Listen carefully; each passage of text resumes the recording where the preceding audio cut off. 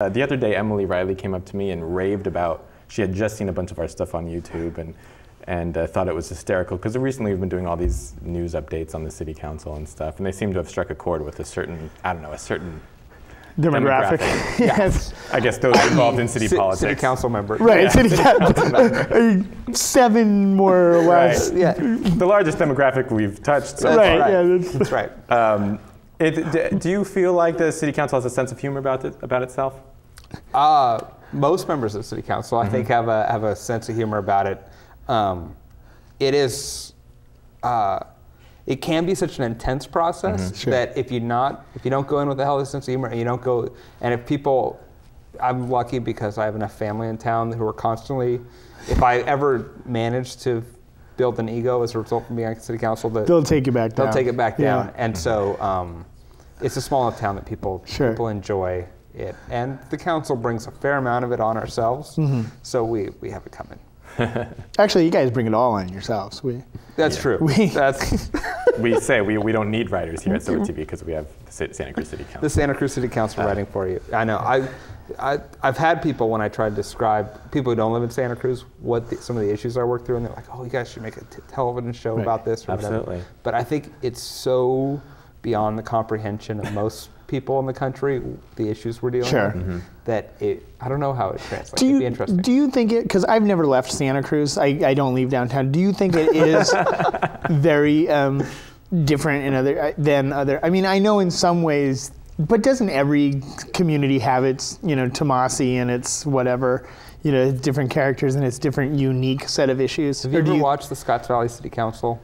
No, actually, I haven't. It's on community television. Every once in a while, I flip through it, and I think, wow, we are 10 miles apart in a world of difference. I'm not, and they're dealing with the same issues. They're dealing with land use issues, and water issues, and all that. Same. But the way the meetings are structured, the people who get up and talk, it's just remarkably different. I don't know what's better, what's worse, but it's just different. So you instituted some changes in, speaking of the way the meetings are structured in your first meeting. How's that going? It's going well. Well, I've only had one city council meeting under my belt, and it did go to 1 a.m. That's right. But my effort, I came up with a series of proposals in order to shorten city council meetings under the belief that it's not good government to force people to sit there for 13 hours. Right. But this was after you voted the raise for yourself, but okay, go After ahead. I voted, yes.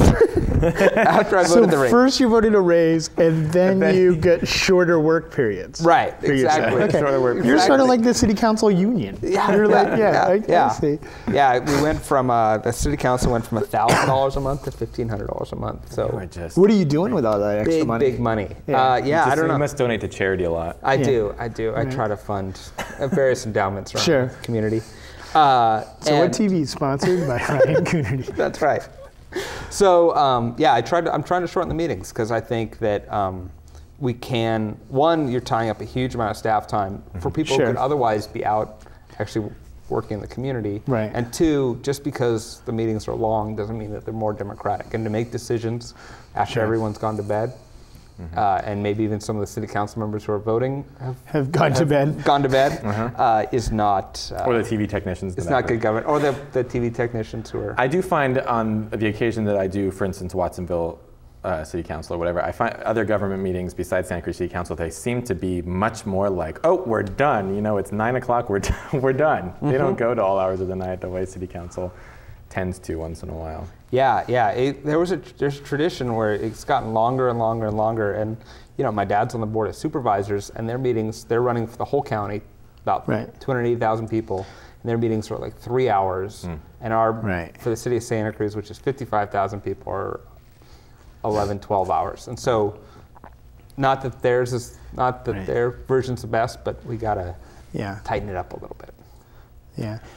We started to touch on Santa Cruz Next a moment ago. Yes. Do you want to delve into that a little bit? Sure. Tell us briefly, we're running out of time, but what that is and what its goals are for the community. Yeah, there's an organization in town called Santa Cruz Next. Go to santacruznext.org to find out more information. But the idea was I was hanging out in town, and I was talking to a lot of people our age, and people were feeling like there weren't a lot of people our age in town, that it's baby boomers and college students. And while baby boomers and college students are great, that there's actually some group of interesting people who are our age doing interesting things. And so we decided to get together. There's no political agenda. We're just trying to get people aware of the issues involved and try to get them active and feel like there's a good community here. So SantaCruzNext.org. So when you say our age, early 20s like us, right. like you and I. Well, aren't you 19? Yeah. So the issues to get people involved are what's coming up as far as you can see on We're planning a local couple events. One is to focus on the arts and fashion here in Santa Cruz. We also have an election one where we're going to bring in candidates to talk about their issues, and they can talk to sort of our generation and say, you know, here's what I'm going to do in terms of housing and economic opportunity. And candidates for local, all kinds of local offices. And then and we'll have a couple other events, business plan competition to bring new businesses into town. So it's just an effort to really make sure that our demographic is at the table and aware of what's going on, so that we can influence decisions that are being made that will affect our lives here in Santa Cruz. Sounds reasonable. Sounds like a good idea. When you're old enough, you can come. Yeah. Sweet. And usually there's free drinks. When you're old enough, as both of you may have noticed. I actually came to one of the events and I did notice the free drinks. Yeah. And some fun dancing. Exactly. That was just me. Exactly. And it's meant to be fun. It's not meant to be all work. All work. Good. Well, Ryan, thanks so much for being here and for all your work in the city and potentially in the state and the nation and the world. Thank you for Santa Cruz. Yeah, no, thank you guys. It's always a pleasure being here. We appreciate it.